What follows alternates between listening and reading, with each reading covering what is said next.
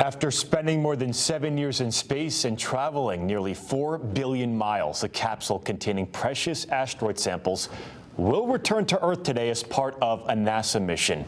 Joining us to talk details is Paul Slaybach, Director of the Aerospace Engineering Program at the University of Hartford. Paul, thank you so much for being here this morning. Oh, thanks, Angelo, for having me. Of course, exciting stuff. This thing is coming down as we speak. Give us an overview of this mission. What is it all about? It is, sure. So this mission started back in 2016 to try to go out and sample a piece of an asteroid, right? To actually bring back a piece of that primordial solar system that's just pristine, hasn't been adulterated by the Earth's atmosphere. So we're getting a pristine look at the rocks and soil that made up the early solar system. We got that sample in 2020, October 2020, sorry. And now it's coming home today. It's coming back here today. And it's coming down to Utah, you said, right? It's going to land in the Utah desert, yep, about 10:30 Eastern, give or take a few minutes. So researchers get that sample, and the big question, what comes next? What do they use that for? So now they can study where these organic compounds came from and possibly where water was brought to Earth. So one theory is that these organic compounds that form the building blocks of life and some of the water came from asteroids. So they're going to look to see how the Earth was formed, how the early solar system was formed, using the materials collected during this mission.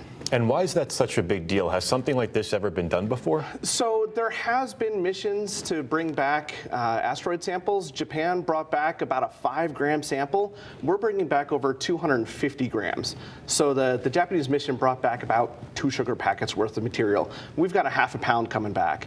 So it's a huge amount of material, most of which is, I believe, going to be saved for even future generations to be able to study with new technologies that haven't even been invented yet. And we mentioned that getting this thing down to Earth took all these years.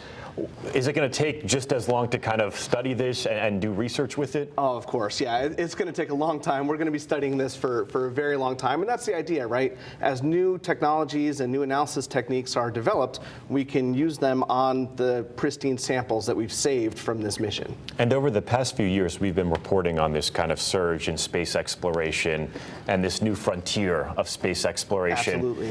How does this play into that, and what do you expect to see happen in this space moving forward? So I think this is, assuming everything goes well today, right, this is just another step in this space exploration. More missions to more remote places, missions that get more difficult and more difficult as we go, right? This is the smallest object we've ever orbited with a spacecraft. Can we go smaller? Can we find a different asteroid? Can we go further, right? There's no limit to what we can do eventually. And this is just one more building block in that process. Is there anything that's coming up that's really cool that you're keeping a close eye on? Well, I mean, obviously the Artemis missions, right? The human mission, putting people back on the moon, those are coming up. And this spacecraft that just released the sample today is heading out to look at another asteroid in 2029, I believe it's going to reach. So there's always things going on. The work never stops for NASA. The work never stops. That is very true. And I read that they're going to be live streaming this landing, I think starting at 10 o'clock this morning, so folks out there will want to watch. Absolutely, yes. Yeah. Paul Slaybach, thank you so much for joining us this morning. Thanks, really appreciate it. Super cool. Yeah, thank you. All right, let's get over.